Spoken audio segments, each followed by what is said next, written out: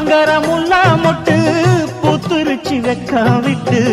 ஆசையில தொட்டு புட்டேன் நெஞ்சுக்குள்ள ஜல்லிக்கட்டு புடிவாரமானே ஒரு கடிவாளம் போட்டேன் மலை நாட்டு தேனே ஒன்ன மடி மேல சாச்சேன்